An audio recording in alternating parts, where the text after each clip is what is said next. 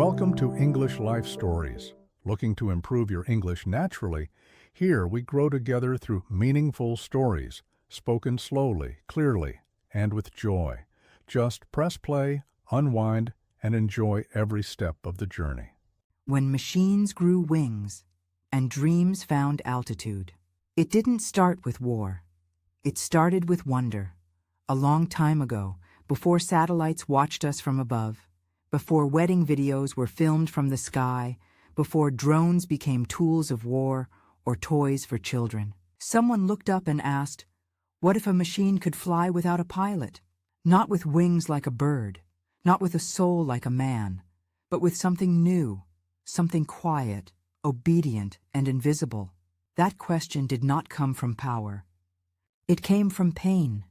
It came from the battlefield, where human lives were being lost too quickly, too silently. It came from inventors who were tired of watching men die. And it came from a belief that maybe, just maybe, machines could protect us from ourselves. In 1917, as soldiers bled in the cold silence of the trenches, a man named Charles Kettering built something that had never existed before. A flying bomb that needed no pilot, no eyes, no emotion. Just numbers, just direction, just destiny. It was called the Kettering bug. It flew alone, like a ghost through the clouds, holding not only explosives, but the first human idea that machines could someday take to the skies without us. And it worked. But this story is not just about machines. It is about the dream inside them. Because the moment we gave machines wings, we gave them a future. And that future, like every invention, would depend not on what they were, but on who we would become. If you've ever wondered how a small device in the sky can rescue a lost child, capture a moment of love, or end a war before it begins, you are not alone. If you've ever looked at the sky and felt that your dreams were too far to reach, you are not alone, because this is not only the story of drones. It's the story of how we, as humans, tried to touch the sky, again and again, sometimes with hope, sometimes with fear, but always with the same question: what else can we do if we dare to fly? And in this story, you might find something more than technology. You might find your own reflection in the quiet determination of engineers, in the fragile balance of power, and in the invisible line between danger and discovery. So, stay close, listen carefully, because sometimes history doesn't walk, sometimes it flies. Chapter 1. The Dream That Fell from the Sky. He didn't wear a uniform, he didn't hold a gun, but Charles Kettering may have changed the way wars are fought and how peace is protected, more than any general ever could. It was 1917. The world was drowning in mud, fear, and fire. In the trenches of Europe, young soldiers waited to die. Horses ran beside tanks. Letters took weeks to arrive. And somewhere in a quiet laboratory in Dayton, Ohio, a different kind of war was beginning. One made of gears, wires, and dreams. Kettering was not a soldier. He was an engineer, a man of science, not violence. But he saw the future through blueprints. He imagined a weapon that didn't need a pilot, a machine that could fly on its own, hit its target, and disappear. It would save lives. It would change history. It would fly, and it did. He called it the Kettering bug, a small wooden plane, with paper wings and a timed engine. No cockpit, no pilot, just math, just hope. It was guided by gears and distance, not by sight or sound. It launched like a bird with a mission, silent, determined, and without return. To many, it looked like a toy. To others, a miracle. But behind its fragile body was a terrifying idea. Machines could now fly, without us. The Kettering bug was never used in battle. The war ended before it could take the sky, but the seed had been planted. A new kind of being had entered the world, Not man, not bird, but something in between. And once the sky had tasted machines, it would never be the same. What began as a flying bomb became the first whisper of a revolution, a future where machines would move through clouds, across oceans, above borders, not to destroy, but to discover, not just to fight, but to see, to save, to tell stories. Charles Kettering never imagined drones at weddings. He never imagined them filming movies or delivering food or finding lost children. But he imagined something greater. The possibility that machines could take on risk, so humans could take on life. If you've ever built something small and watched it become something huge, if you've ever had an idea no one else believed in, you understand what Charles Kettering felt. Because this chapter is not just about invention, it's about imagination. And imagination, like flight, begins with one question: what if? Chapter 2. From Targets to Eyes. The Military Transformation. The Kettering bug faded into history like a forgotten dream. But the dream didn't die. It waited. It evolved. 2 decades later, war returned. World War II. This time, skies were full of bombers, fire, and fear.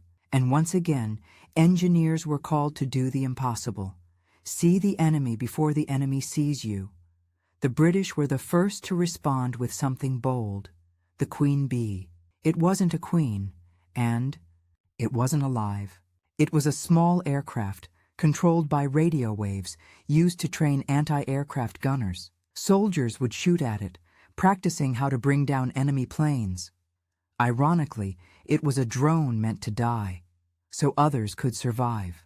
Across the ocean, in America, something unexpected happened. In a quiet factory, a young woman worked on assembling drones for training missions. Her name was Norma Jean. The world would later know her as Marilyn Monroe. Before the red lipstick, before the spotlight, she helped build machines that flew without fear, pieces of metal that prepared humans for war. But the true transformation came during the Cold War. The Ryan Firebee, a sleek red drone, flew over enemy territory, gathering intelligence from the sky.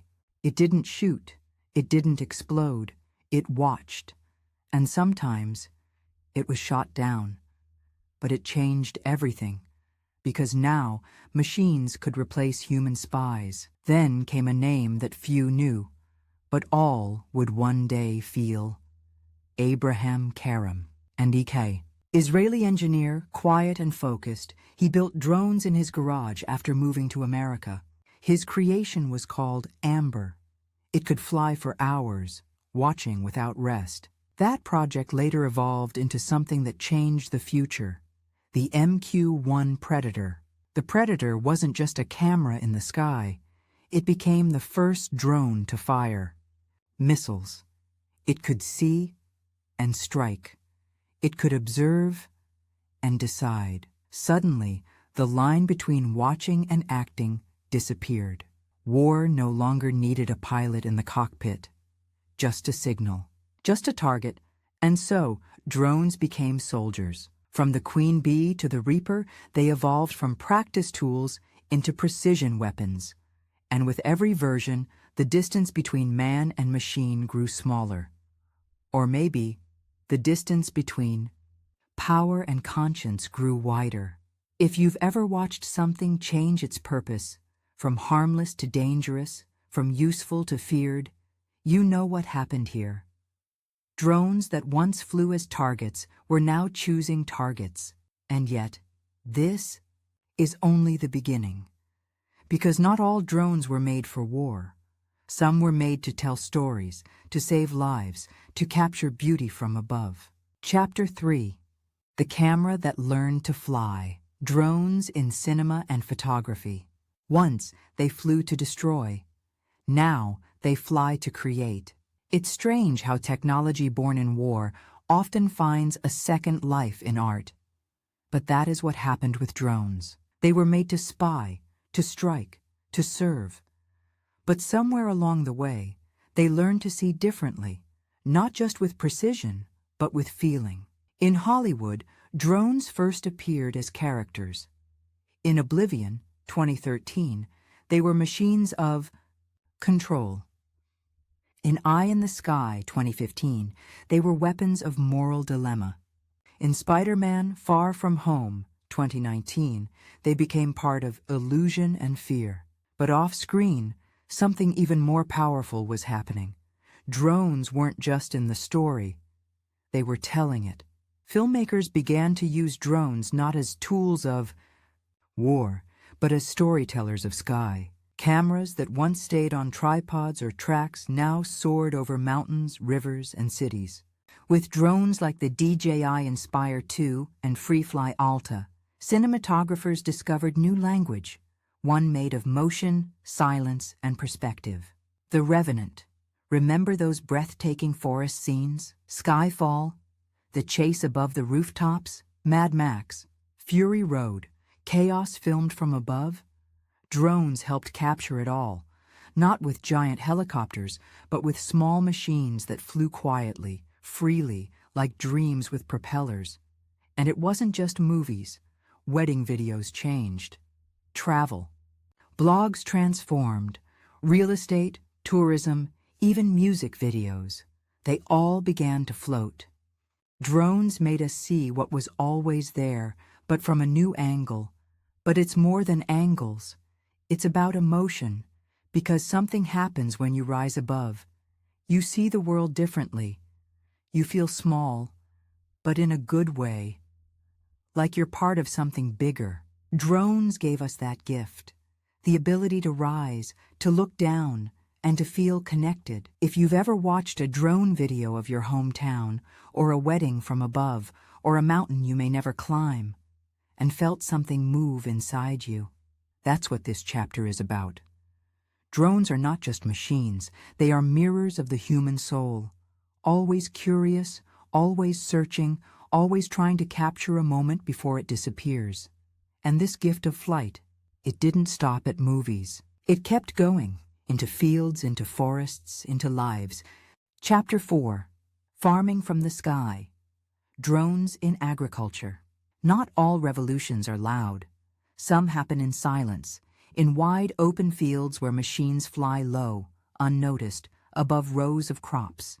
No missiles, no cameras for movies, just a new kind of farmer with wings instead of boots, watching from the sky. Agriculture has always been about patience. Seeds in the soil, rain from the clouds, time and trust. But now, drones have joined this ancient ritual, not to replace the farmer, but to become his new eyes, ears, and hands. Farmers today are using drones to scan entire fields in minutes. With thermal and multispectral cameras, drones can detect problems that the human eye misses: dry spots, pest infections, crop stress. They see what the soil is saying before the plants cry for help. And more than just seeing, they act. Spraying drones like the DJI Agra series, Yamaha RMX, and XAG models fly across farmland with surgical precision. They don't waste fertilizer, they don't overwater, they don't damage crops. They treat each plant as an individual, not a statistic. And this changes everything: higher yields, less pollution, lower costs, and more sustainable food. Countries like India, Brazil, China, and Kenya, drone agriculture isn't just a trend. It's a survival tool. Small farmers, once forgotten by technology, now use apps and aerial maps to make decisions. A generation that once feared technology now flies it, with pride, with skill, with hope. And in a world where climate is changing and land is limited, drones bring more than help. They bring possibility. Imagine this. A young man wakes up in the village where he was born. His father worked the fields with his hands. He works them with a controller. The sky that once gave, only rain now gives data. And with that data comes power. If you've ever worked hard and still felt behind, if you've ever wanted to do more with less, this is your story too, because sometimes progress doesn't come from new soil, it comes from new vision. Drones didn't take the farmer's job, they gave him a higher view. But the sky's help doesn't stop there. Sometimes it arrives where there is danger, not harvest. Chapter 5: Silent Watchers. Drones in Surveillance and Rescue. Sometimes help comes without a sound. No sirens, no footsteps, just the soft hum of a machine rising through smoke, above disaster, looking for life. When danger strikes, in floods, fires, earthquakes, or missing person searches, drones now fly where people cannot go.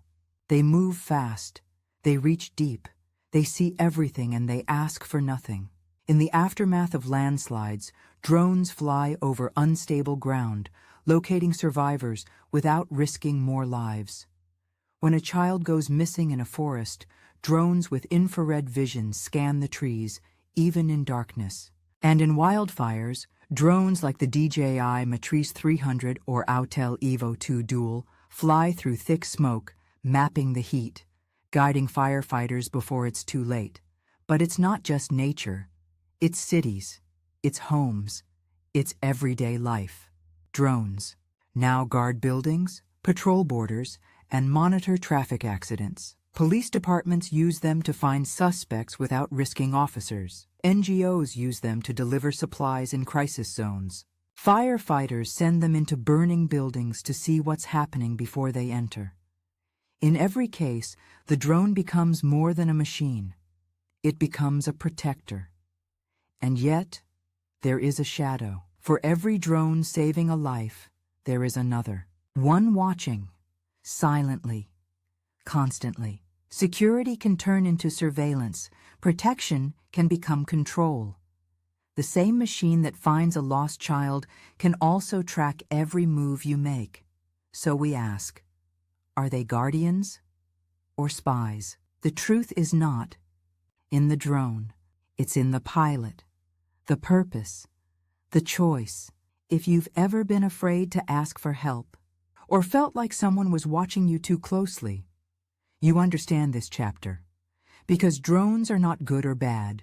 They are tools, and every tool reflects the hand that holds it. In the hands of rescue teams, they are hope. In the wrong hands, they are power without permission. But the line between help and harm grows thinner in places far more dangerous, in places where war still writes the future in fire. Chapter 6: From Soldiers to Software. Drones in Modern Warfare. War no longer begins with the sound of boots. It begins with silence. And then a shadow overhead.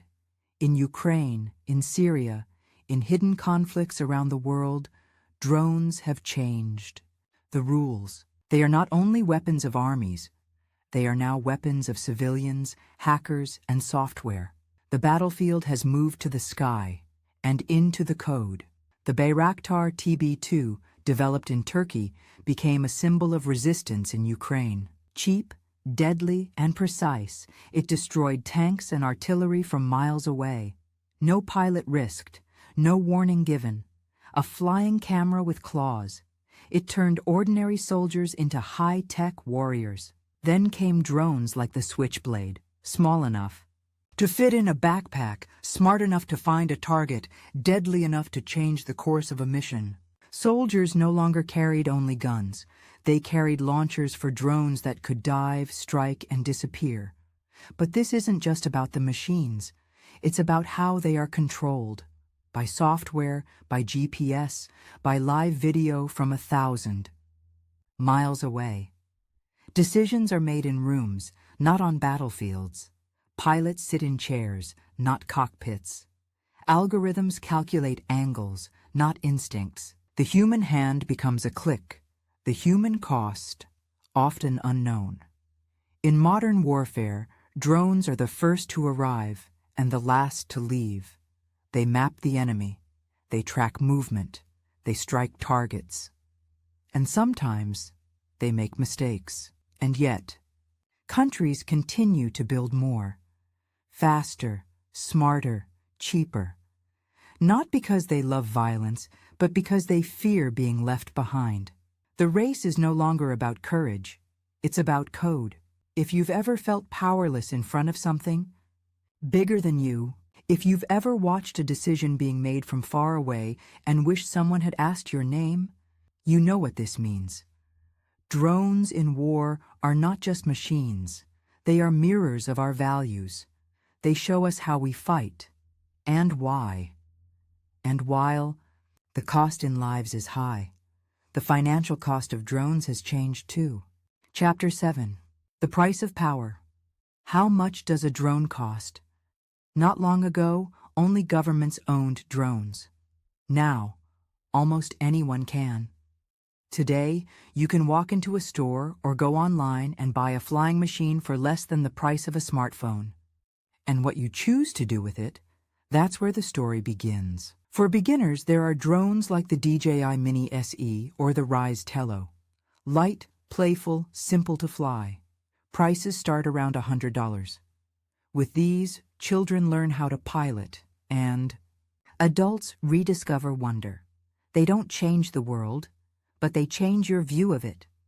For semi-professionals, YouTubers, photographers, hobbyists, drones like the DJI Mini 4 Pro or Air 3 offer more power, better cameras, longer flight times. Prices climb to $500, even $1,500. These are the tools of storytellers, those who want to share a wedding from above, a mountain sunrise, a moment that only the sky can capture.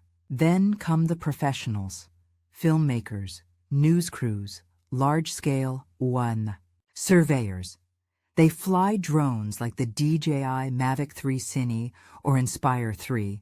These machines can cost $2,000 to $10,000.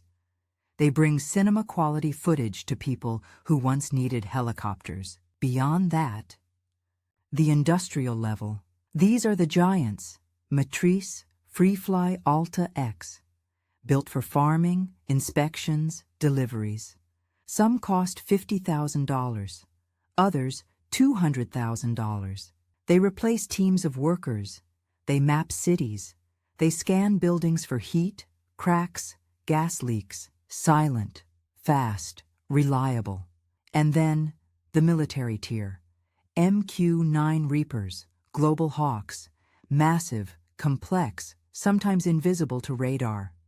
Prices range from $1 million to $25 million. They are not toys. They are not storytellers.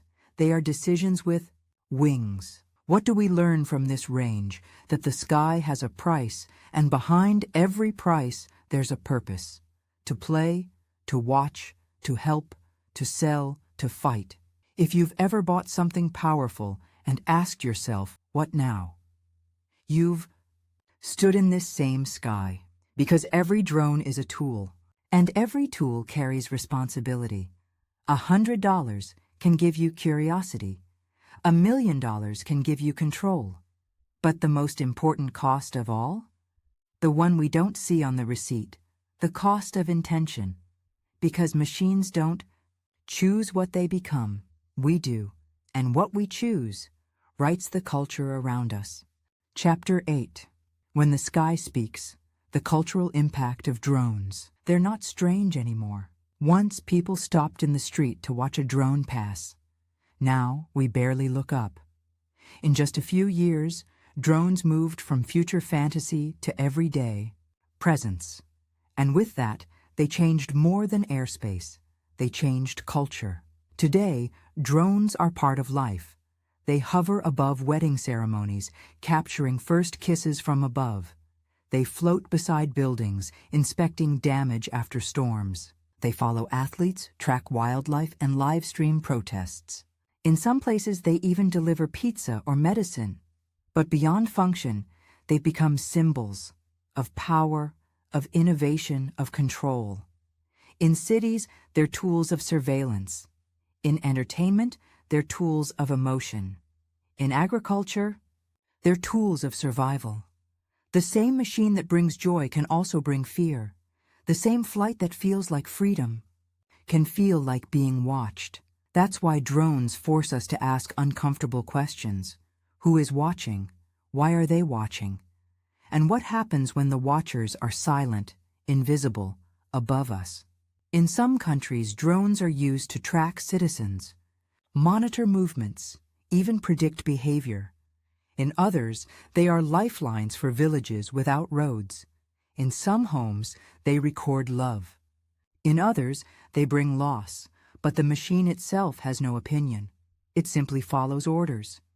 The meaning comes from us, because technology doesn't just reflect what we create, it reflects who we are. If you've ever held something powerful and asked yourself, is this helping or hurting? Then you understand the challenge of drones. They amplify what already exists. If the hand that guides them is kind, they protect. If it is selfish, they invade. Drones have become mirrors in the sky, showing us not just what we see, but how we see. And now, whether you fly one or not, the sky belongs to you too. Because in the end, the question is not, what can drones do, but what do we want them to mean? Chapter 9. You are the pilot. Maybe you've never flown a drone. Maybe you've never held a controller or seen the world from 200 meters above. But you felt it. That quiet voice inside you saying, there's more out there. More to see. More to become. And that is flight. Because every time you imagine a different life, every time you take one step outside your comfort zone, you are lifting off, learning English, moving to a new country, starting again after failure. These are flights. These are acts of courage. Drones rise with motors. You rise with will. Just like those machines, you don't always know where the wind will take you. Sometimes you crash. Sometimes you lose signal. But every takeoff begins with belief. Belief that something higher is possible. Think of the first person who flew a drone. They didn't just want to see. They wanted to control, to explore, to understand from above. That same desire lives in you, in your hunger to learn, to speak, to rebuild. It's not just technology, it's humanity. You may not fly over mountains or oceans, but you faced fears that felt just as big. You've looked at life from a distance, wondering if you'll ever get there. You've held dreams, fragile and trembling, and launched them into the unknown. That makes you a pilot too, because to be a pilot doesn't mean you always know what you're doing. It means you decide to lift off, even when you're scared. It means you hold the controller of your life, shaky hands, unsure heart, and all. If you've ever felt stuck, grounded, left behind, remember this. Every drone starts on the ground. Every dream does too. What matters is that moment when the blades begin to spin, and something inside you says, go. The sky is waiting, but it will not come down to meet you. You must rise to meet it. And soon, the sky itself may look very different. Chapter 10. The future above us. What drones will become. First, we watched the sky. Then, we entered it. Now, we shape it. In the near future, drones won't just follow commands. They'll understand their environment. They'll respond to emotion, avoid harm, and make decisions based not just on speed, but on wisdom. The future of drones is not mechanical. It's moral. Imagine this. A drone flies into a collapsed building after an earthquake. It detects heartbeats beneath concrete. It sends exact coordinates to rescue teams. Seconds matter. Lives are saved, not by humans, but by machines that feel urgency. Now picture this.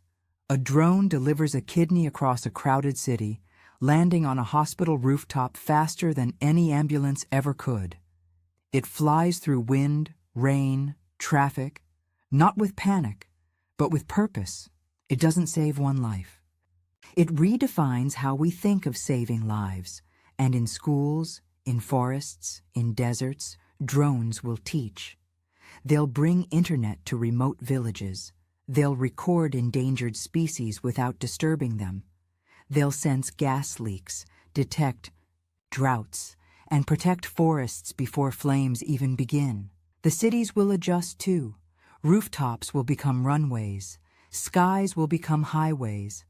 We'll share the air not only with birds and planes, but with machines that serve, carry, protect, and.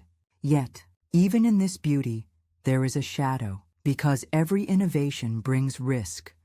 Drones could be used to watch crowds without consent, control populations without warning, fight wars without soldiers. The same AI that saves a child could also target a stranger.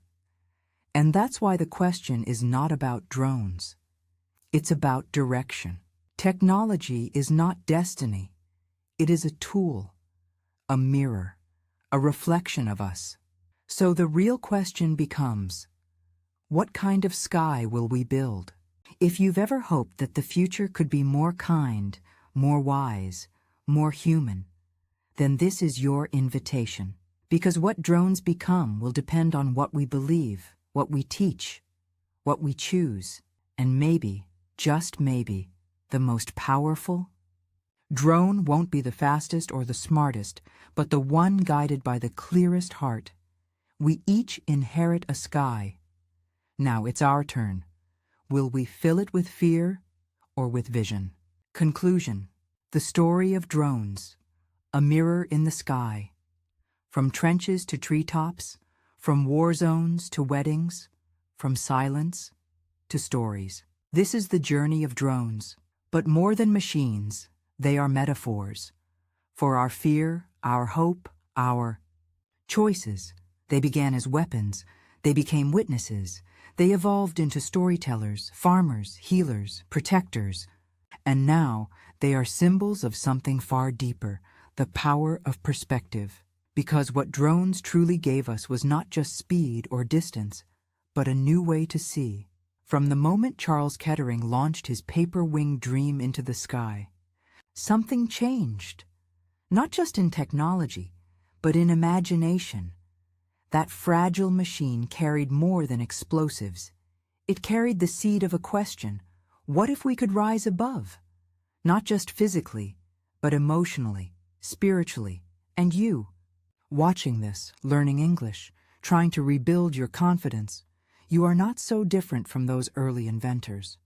You are reaching for understanding, for new vision, for a chance to rise. Drones taught us that flying doesn't always mean escape. Sometimes it means seeing clearly for the first time. Looking down, not with judgment, but with care. Looking ahead, not with fear, but with purpose. If you've ever felt grounded by pain, fear, or failure, let this story remind you, even machines can be reborn. Even tools of war can become tools of peace. Even silence can carry messages of hope, if we choose to listen. And so the question now returns to you. You are the pilot of your life. What will you do with that power? Will you build? Will you protect? Will you tell stories that help others?